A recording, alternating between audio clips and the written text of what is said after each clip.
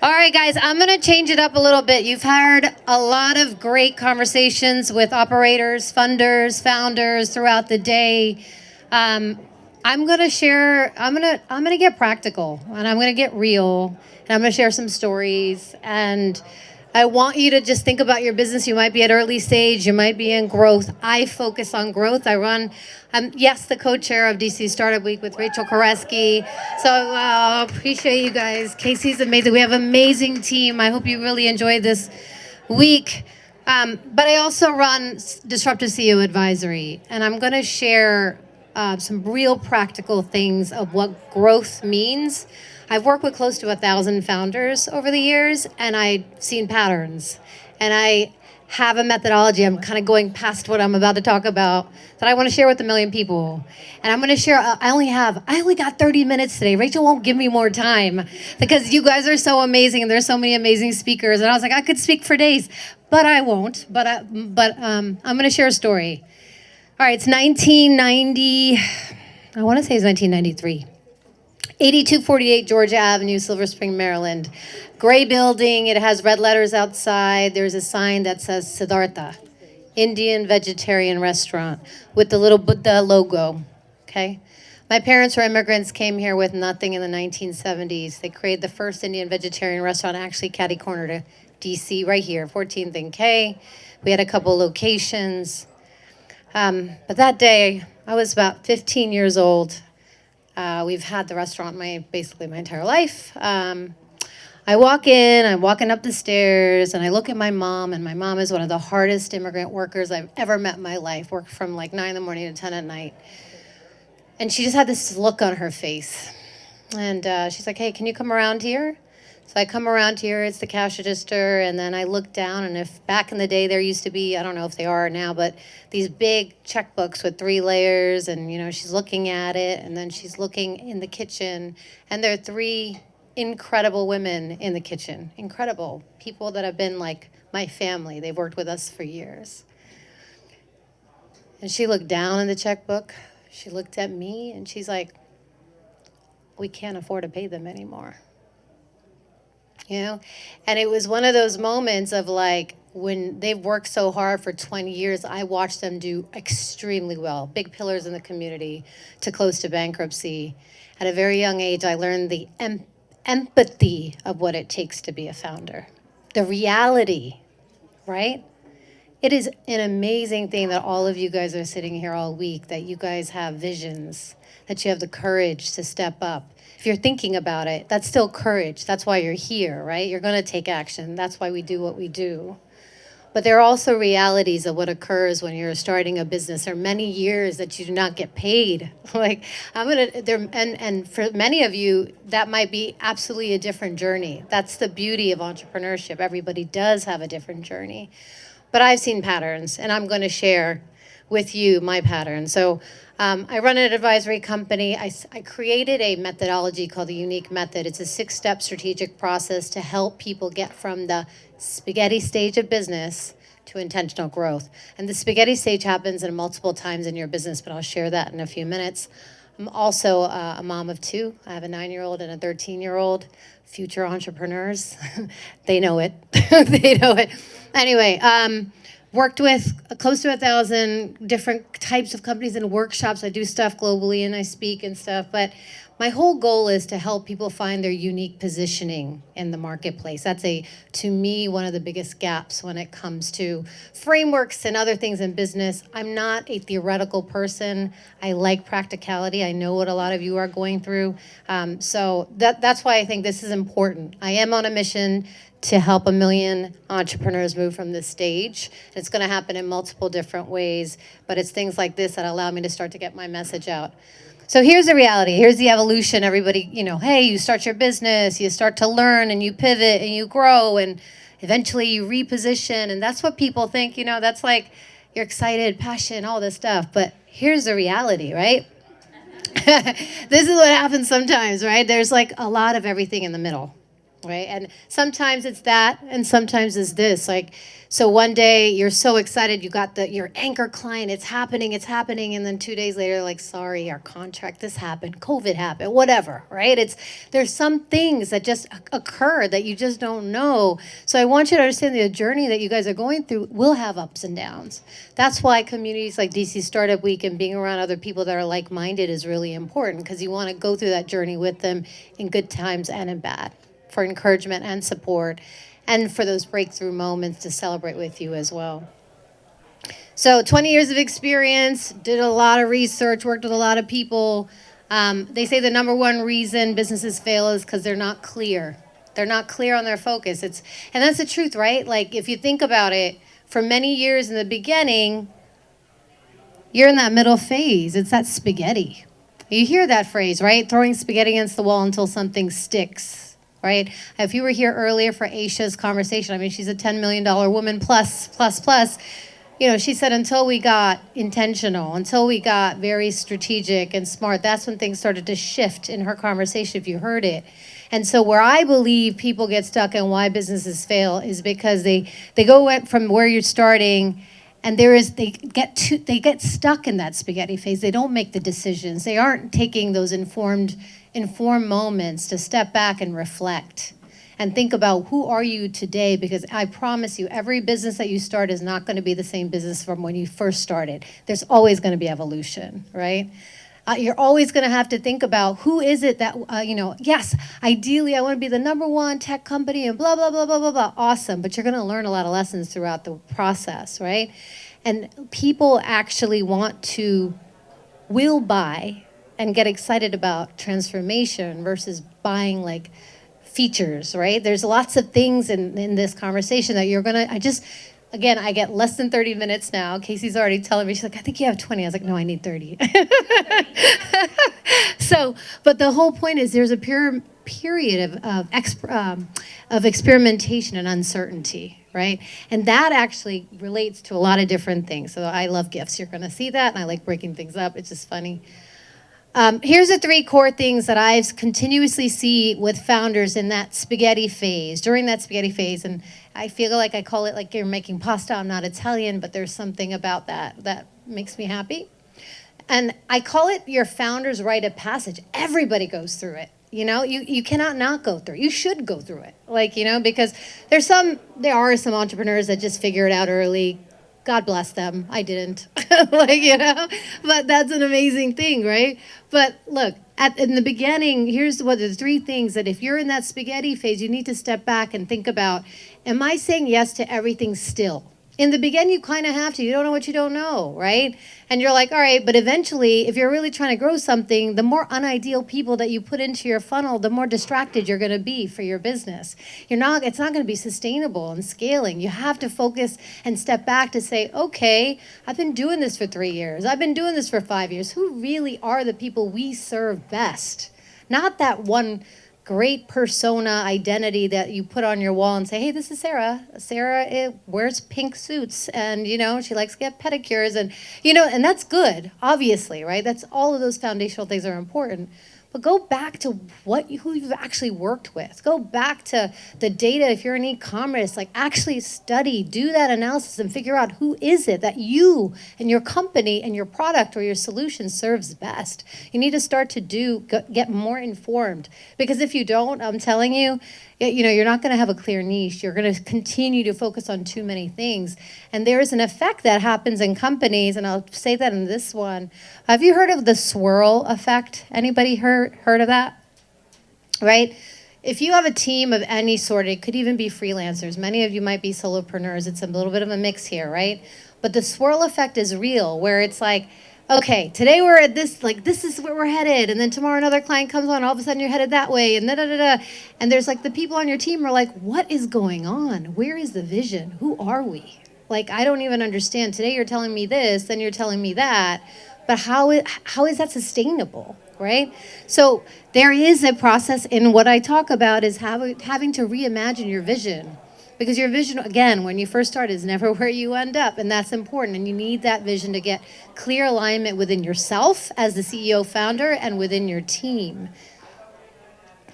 The third thing that I see all the time, and this is in growth. So brand is such an interesting thing because when I think of brand, I don't think logos and identity.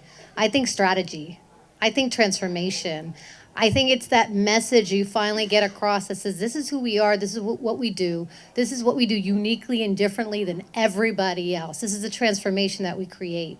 Without that guidepost, what do you have? You have a company that just set, like, you look like everybody else. That's where, oh, it's supposed to be Where's Waldo. That's Penguins. But if you see, like, everybody talks about being in the sea of sameness, right? Like, that's the reality is, like, you're going to, even though you might be doing and might be the best person in cancer research, you might be the best person with the best tech product, but in growth mode, if you don't pay attention to your brand, people don't know that. You might know that. Right? You have to be intentional with the way that you're positioned in the market and specifically the unique way that you're positioned in the marketplace. Because if you're not, again, you're just stealing features and you look like everybody else. So my frustration is in life, one of, there are a lot of smart people out there, man. Like, I know a lot of entrepreneurs that are not making money or not doing well because they don't know how to package and amplify what they're doing. I truly believe we have solutions for everything in this world. It's just that everyone has different skill sets, and that's okay, right? That's why I'm going to keep building and bringing out my framework because I know it helps. It works. It's validated over and over again. So here's what I've found, right? So in the beginning, normally in business, again, some people go in and they're really clear, but a lot of people are not. In the beginning, you were probably a generalist. Like, here, we're gonna figure it out. We're gonna go in the market and be sort of like everything to everybody because you don't know. Eventually, as you grow, you need to really think about what is your specialty, what's your niche. So you move from even, again, this works in tech and service. So just put your hat on whatever it is, right? And then you go up and you're like, all right, here's my niche. But okay, now you know your niche. I specialize in X, Y, and Z. Cool. My goal for you over time, because this is growth, right? You need to step into the Sherpa, that guide, that top phase where you're actually saying, hey, I've done this over and over again. Because again, this is growth. This is not early stage because you have. This is a proven method. We have done this over and over again. This is the proven outcome because we know consistently if you do it like this is where you're going to head. You guys have to own that. That's called like smart, intentional positioning. Otherwise, you look like everybody else. Clearly, you're going to hear that theme from me a lot. The other thing I realized, and originally my talk was around this bat signal concept, but I was like, I'm just going to say, holy shit, Batman is the king of branding. Batman. Anybody get that? Let me ask you why. What do you see when you see that? What do you think of? Yeah, but like, what does it do? What does that signal do? It calls Batman to come. To where? To save the day, to fight the villain. Where? Wherever there's trouble, there. And it's a place, a city. Where's the city, guys? So if I'm in Gotham City, I'm the commissioner, I put this thing up, guess what's happening?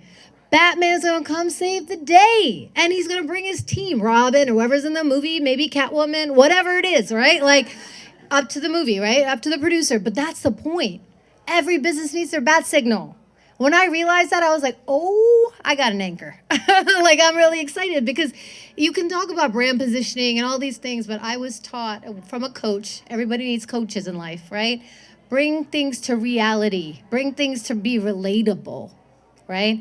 And so that the concept of everyone, if you could leave with anything from my talk, make sure your business has your own bat signal, okay? Because like I'm telling you, I always say this, referrals can kill your business. Referrals can kill your business, not amplify your business, because a lot of people don't know your bat signal. They're very nice. They're all being positively intended, right? They're very nice, but they don't know until you tell them what your bat signal is, right? So here's my conclusion. There's all these great frameworks, and again, I'm not trying to be theoretical here, guys. I'm in practicality. You know there's all this business model canvas. I see it all the time when I do a lot of stuff in judging and all this other stuff. And then when you think about scaling, you think about people, process, technology. All really important. There's a missing piece, and it's right in the middle. It's this business model alignment and unique brand positioning. I call it the unique method. That's what was born out of it. Let me just give you a little history. Before I started my own thing, for 13 years, I was in corporate America. You heard about my parents, and then I got into corporate for 13 years. I wanted to be a big CMO of a Fortune 500. I was in New York for 17 years. I was at Prudential Financial, but the cool thing about that experience, one, it's a great company. They were really good to me. But I did two things there that really changed the way I think, and it has helped me with the work I do with entrepreneurs. I spent time, several years, with 2,500 financial planners, commodities. They look like everybody else. My job? How do you make them unique and different? How do you help them scale their businesses? That's when you start thinking about everybody has a why, and the brand narrative, and the target marketing, right? That's the beginning of it. The second part, what was interesting, is I got to work on the entire repositioning of Prudential Financial, the 136-year-old company. Who they were when they first started is never when they end up. They have 7 different businesses, billion-dollar businesses, but they were known as this old stodgy insurance company. They spent millions of dollars going through this process of changing their positioning, figuring out who their ideal client was, figuring out all their gaps, right? All of that. I'm bringing that to you with a unique method, and it's not going to cost you millions of dollars, because I know that's what entrepreneurs need. That's what's happening over and over again. So I know there's a lot of words. I only got 30 minutes. I'm not, this will take time. Take a picture. Just take a picture. I'm going to explain it at a very high level, okay? Your business is evolving. It always does, okay? Your unicorn vision, your niche positioning, IP. I can't go into too many details. I'm still going to go into another part of my presentation. But what I'm saying is those are your they're your indicators. They're what makes you unique as a company. Do you remember Simon Sinek would go out and he did his circles at TEDx and he was like, that's your why, and that's what it is. Eventually I'm going to make it so easy that it's like that. I'm working on it, okay? But the whole point is, these are your unique indicators. Why does your business exist now? And your vision will become more transformational. Not like, hey, we want to be the number one this. You got to think about your audience now, your ideal client now. Who is it that you best serve? And honestly, who is it that you no longer serve? Let's make some informed and smart decisions. Your IP is this, your proven approach. All of the things that make you, that nobody else can touch. I don't believe in competition if you do this right. And then when you're out in the market and you're focused on branding and marketing and what I call the best organic marketing strategy in the world, which is your strategic partnerships, right? It's not one-sided. It becomes much more aligned. You as an individual, as a founder, all of a sudden it's like, oh, okay, I have to write a LinkedIn post. Oh, I have to do this. It's like those little things matter because they become much more intentional. Being at conferences like this and speaking becomes much more intentional if I'm your ideal client or vice versa, right? And so this is the roadmap to growth that has been missing for a very long time. So what does intentional growth look like? How many of you guys ever been to the waybackmachine.com? Isn't that the funnest website? The funnest website. If you don't know what that is, that means any company that you've ever admired, and you're like, oh my God, they got their shit together. Da, da, da, da. Google them when they first started. I promise you their website is not what it was, right? That's Amazon, by the way, on the left. That's Amazon's first website. How cool is that, right? You know everything about Jeff Bezos. He wanted to focus on books, but clearly we know now with the unique method, this whole methodology of delivery and prime, and we're all primed to know that if I wanted anything from Amazon in 2 hours, I could get it if I wanted, right? Like that's the priming. That's their bat signal, right? This is just, I'll give you a couple examples. This is a local real estate developer. I'm going to give you, I know there's service and tech and mix, right? So I'll give you examples. EYA was about 25 years old in this local area. They were just another developer until they started to do their own unique process. And what happened is they realized, man, the people that we serve best are the people that want to leave the city, go to the suburbs, but they want walkability. They want to be near restaurants. They want a community center. They want a pool. So everything that they do has become that, right? EYA is known now. What they say is life within walking distance. It's not just a campaign, guys. That's one of my biggest pet peeves is, actually, I have a couple, but 2, CEOs feel like marketing is fluff. And if you're working with the wrong partners, it can be, right? Because honestly, the work I'm talking about cannot be done by a marketing agency. It has to be done within your own, like your brain and your team's brain together. I can help facilitate. But like, I'm just being honest, right? Because this is not a marketing exercise. This is a strategic exercise. This is going back into your experiences, your data, your conviction, and what the market actually desires. Not what you believe it does. Not what you're assuming it does. What your market actually desires. This is a third one. This is a nonprofit. Near and dear to my heart. I'm on the board. 36-year-old nonprofit, the honorary president of the King of Spain. They do incredible work going into the most vulnerable places in Africa, Asia, and Latin America, taking the most vulnerable, training them and becoming entrepreneurs. And and for a long time, you couldn't really, in every project, 60 countries, it sounded very different. They did well, but they weren't getting the amount of funding and stuff. We went through the unique process. They were my first unique method clients. I'm so proud. It's like a baby for me. But now everything we talk about with them is they have a special proprietary framework called the Code Method. It's a 4-step process that focuses on alleviating scalable alleviation of poverty.